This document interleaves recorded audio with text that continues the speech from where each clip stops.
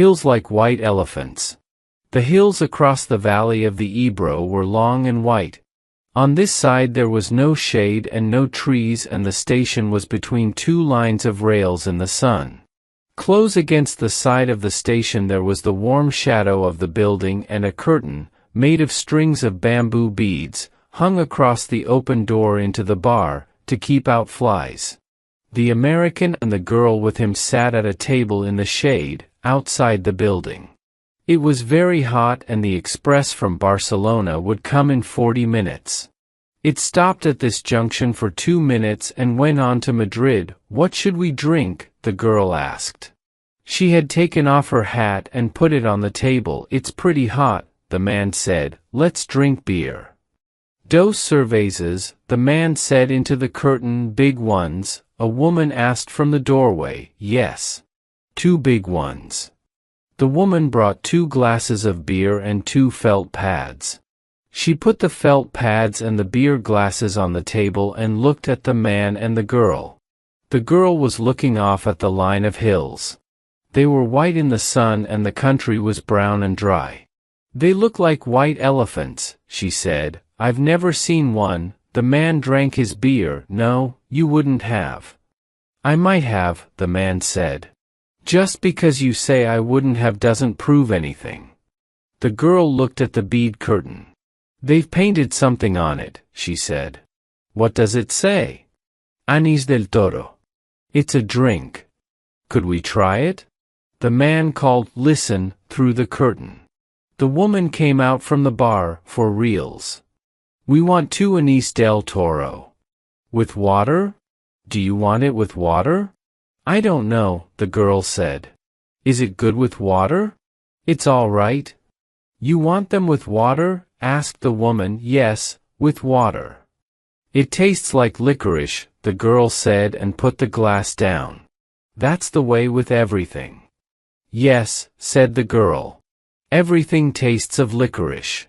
Especially all the things you've waited so long for, like absinthe."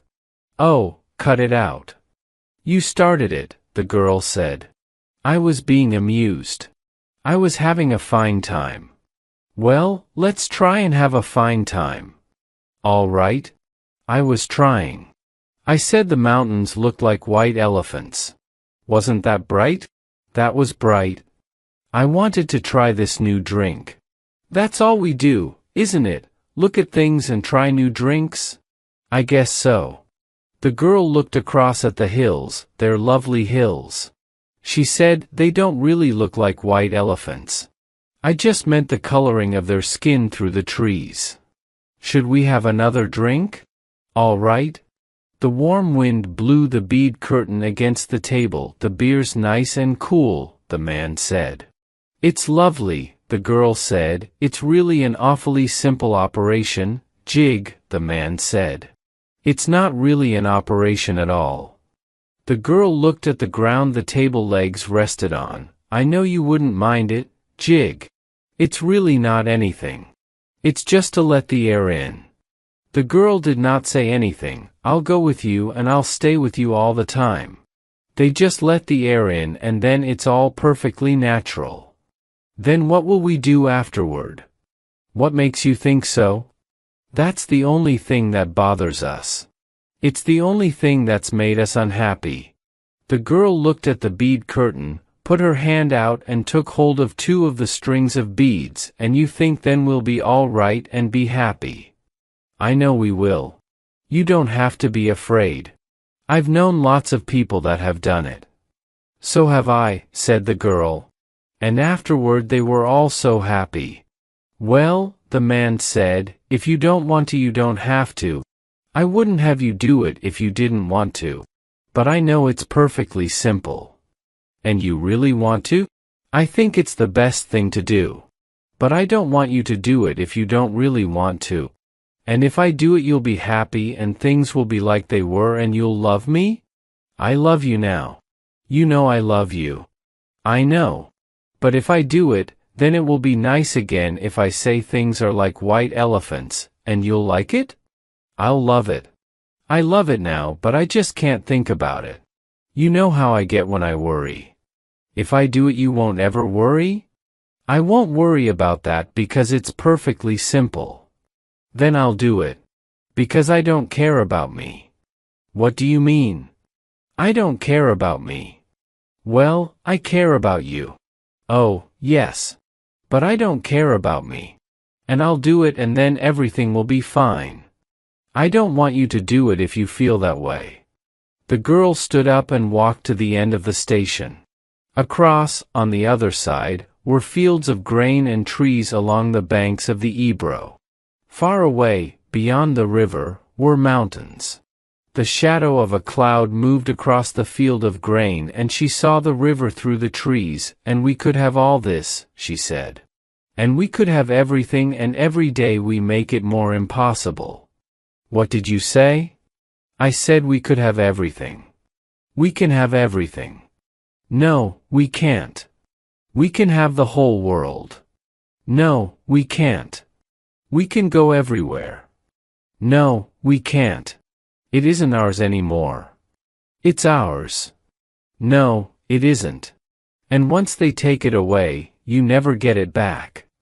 But they haven't taken it away. We'll wait and see. Come on back in the shade, he said. You mustn't feel that way. I don't feel any way, the girl said. I just know things. I don't want you to do anything that you don't want to do, nor that isn't good for me, she said. I know. Could we have another beer? All right. But you've got to realize, I realize, the girl said. Can't we maybe stop talking? They sat down at the table and the girl looked across at the hills on the dry side of the valley and the man looked at her and at the table. You've got to realize, he said, that I don't want you to do it if you don't want to. I'm perfectly willing to go through with it if it means anything to you. Doesn't it mean anything to you? We could get along. Of course it does. But I don't want anybody but you. I don't want anyone else. And I know it's perfectly simple. Yes, you know it's perfectly simple. It's all right for you to say that, but I do know it. Would you do something for me now? I'd do anything for you. Would you please stop talking? He did not say anything but looked at the bags against the wall of the station. There were labels on them from all the hotels where they had spent nights. But I don't want you to, he said. I don't care anything about it. I'll scream, the girl said. The woman came out through the curtains with 2 glasses of beer and put them down on the damp felt pads. The train comes in 5 minutes, she said. What did she say? Asked the girl. That the train is coming in 5 minutes. The girl smiled brightly at the woman, to thank her. I'd better take the bags over to the other side of the station, the man said. She smiled at him. All right. Then come back and we'll finish the beer. He picked up the 2 heavy bags and carried them around the station to the other tracks. He looked up the tracks but could not see the train. Coming back, he walked through the barroom, where people waiting for the train were drinking. He drank an anise at the bar and looked at the people. They were all waiting reasonably for the train. He went out through the bead curtain. She was sitting at the table and smiled at him. Do you feel better? He asked. I feel fine, she said. There's nothing wrong with me. I feel fine. The end.